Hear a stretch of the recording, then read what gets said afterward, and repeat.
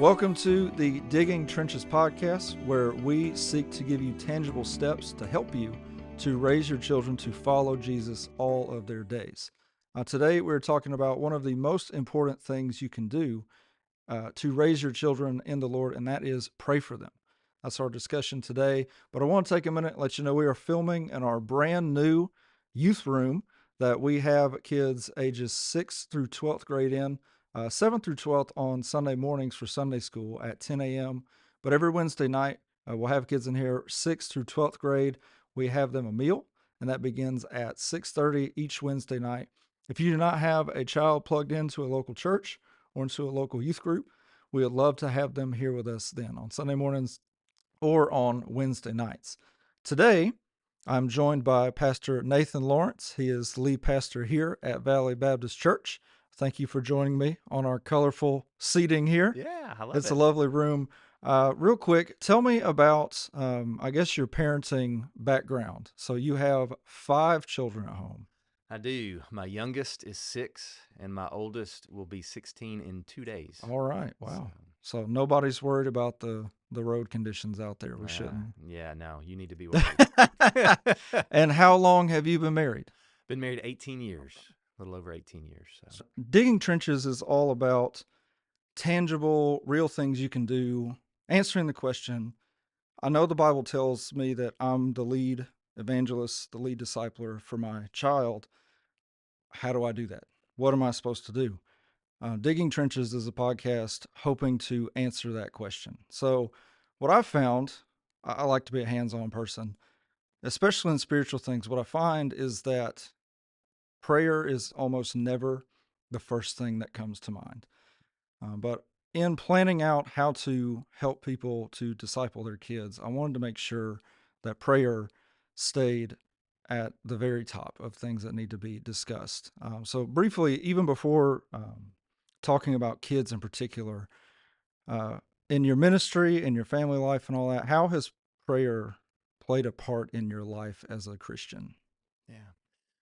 I think the older I get, the more I see prayer as vital. I would have answered the right answer 20 years ago, but I think the older I get, the more I am reliant on prayer and just seeing it as an integral part, as it is the fuel that provides for everything else in my faith, in my walk, in my relationships, and trying to get it to be more and more of the reflex of my response. So I just think that it's absolutely critical, parenting, marriage, ministry, everything. So.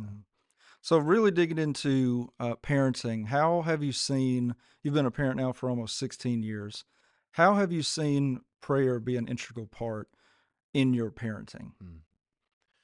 I think that prayer is really one of the unique things that we have that can bring our faith into real life and make it a little more tangible for our kids.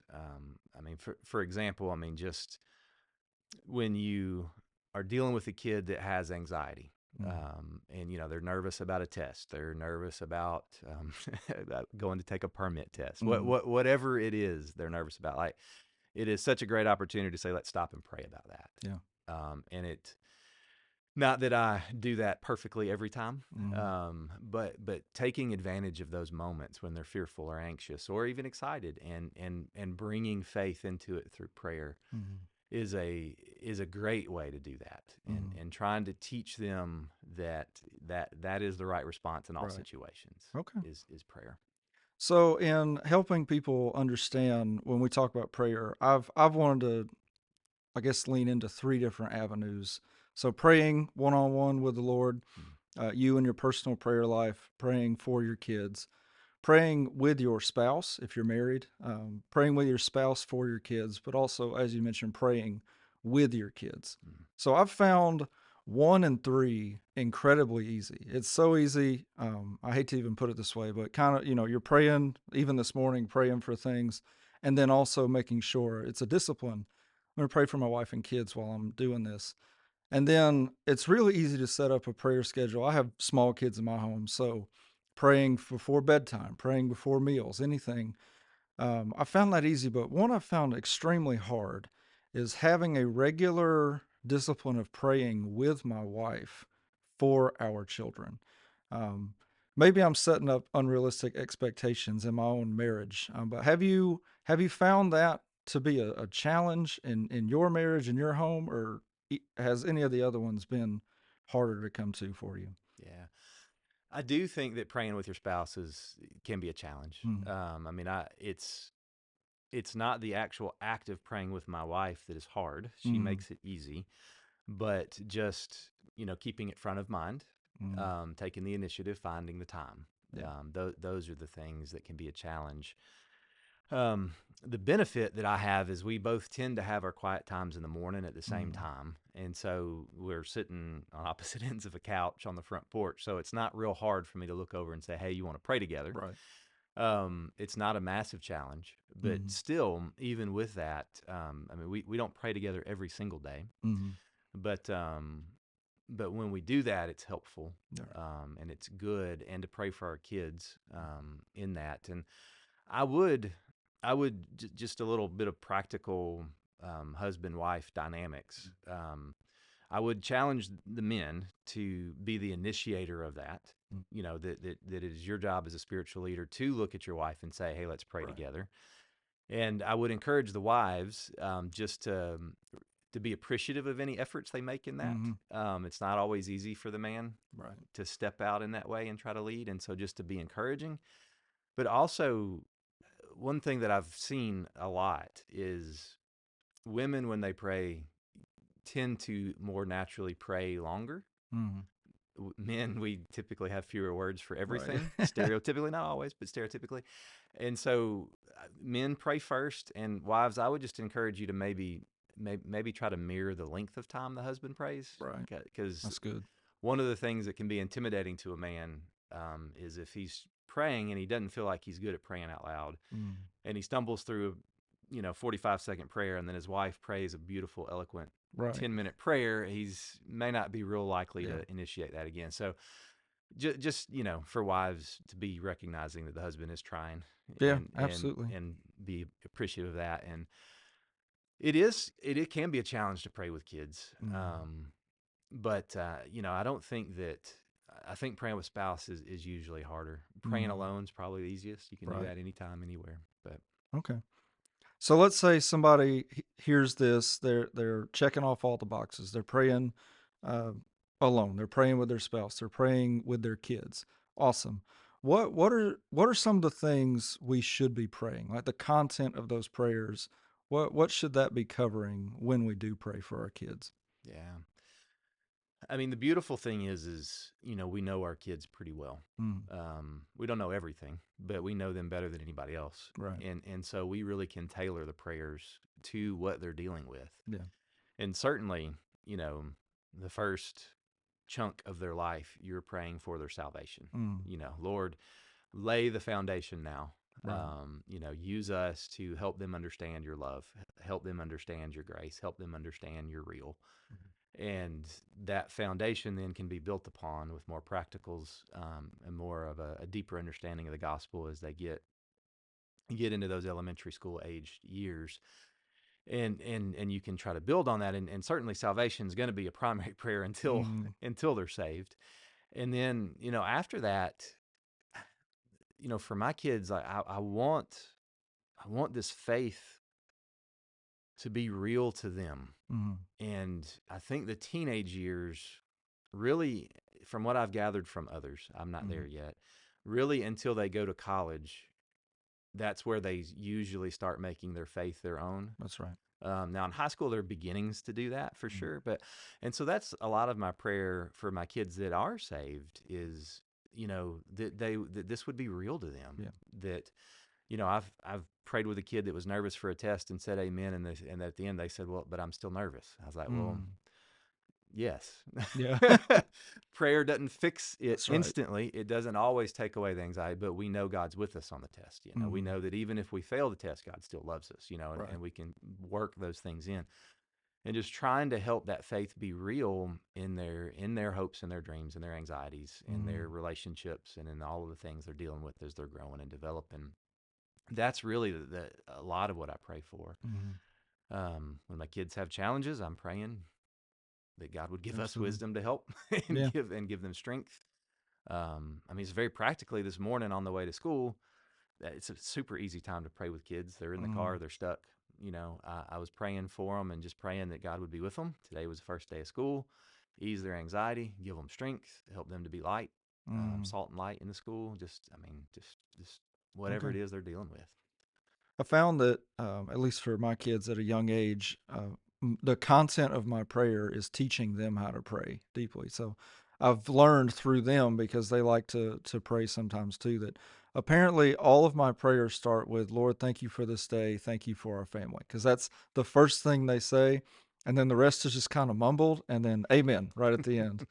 It's lovely. So, have you continue on? Have you ever scheduled times of prayer with your kids? So, it's easy to do bedtime. So it would, if you're not praying with your kids at all right now, start with bedtime. It's just kind of the easiest flow. But outside of things like that, do you have any sort of schedule throughout the week or throughout the month to pray with your kids? Yeah, I mean, the bedtime routine is Mm, certainly good. I have two teenagers at home. The right. bedtime routine's a little different. I Correct. don't tuck them in at night.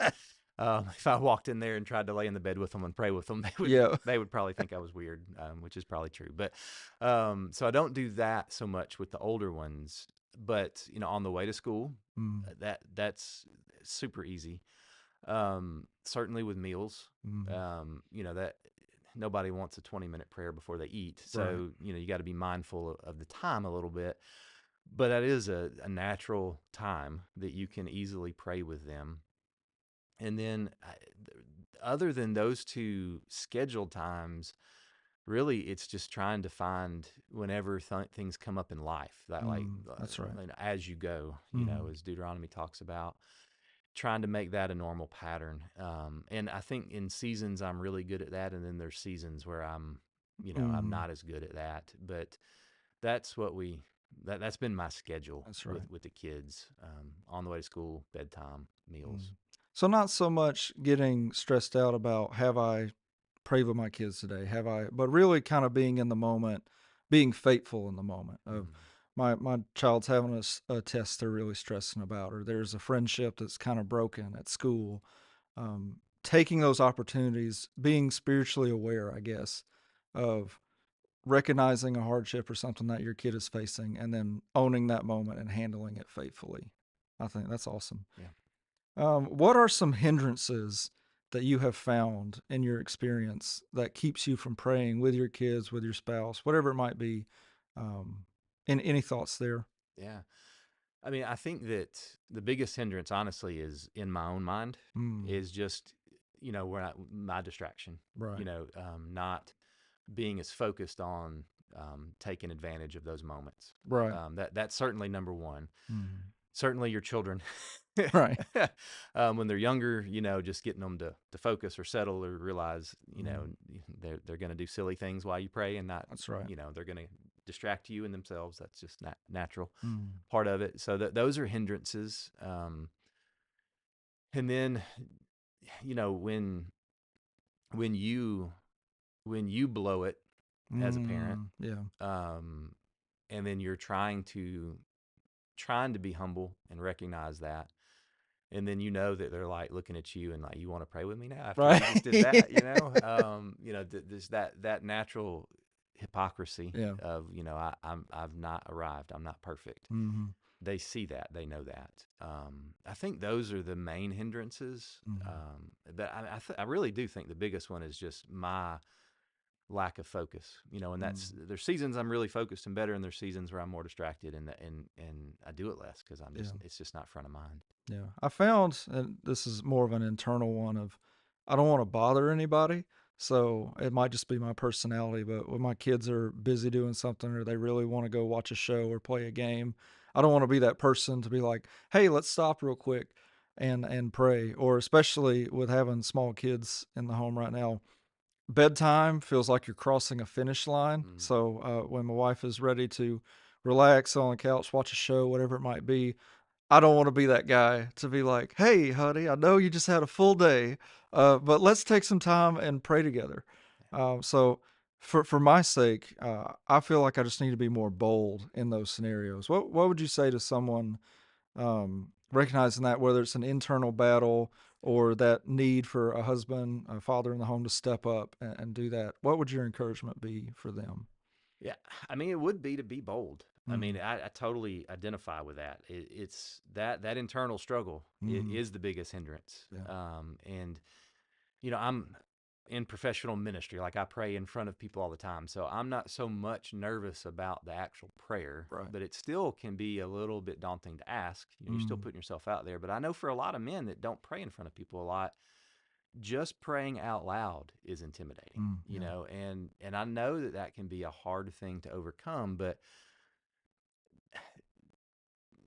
being the spiritual leader and being that spiritual layer of protection over your family where they hear you pray out loud for them Mm, is so important, and can bring such a level of security to mm, them that their hearts crave. And so my encouragement would just be recognize, even though we're inserting ourselves into life, even though they may be tired, even though it may not be the best moment, even though you may not do it as well as you think you should or as right. well as you've heard other people do it, just keep doing it, That's and right. and you'll get better, and it'll be easier, and it'll be more natural, and more than likely your family will respond better over time. Mm. Anytime you do something for the first time, everybody's kind of like, what is this, Right, but right. once the 10th time, they're not surprised Mm, and they're not taken aback. absolutely. Habits have a powerful way of forming over some time, and that leads to a good segue for our 30-day challenge. So each at the end of each session of digging trenches that we've hosted in person, I've always ended with a challenge. So I give you this challenge for the next 30 days. Whether it's you as the husband, you as the wife, come together with your spouse and decide for the next 30 days, at least once a day, we're going to partner together and we're going to pray together out loud for our kids. So, whether if they are believers, pray for their growth in the faith. If they're not believers, pray for them to be saved. And for the next 30 days, spend that and see if a habit forms. As we've said, it's not a legalistic, I have to do this every day or I'm failing as a parent. That is not the case. But this is intentionally knowing that prayer is a work that we have to do together. So for the next 30 days, I challenge you to pray together for your kids. So, Pastor Nathan, thanks for being here. Thanks for chatting with us. And Thanks. right on.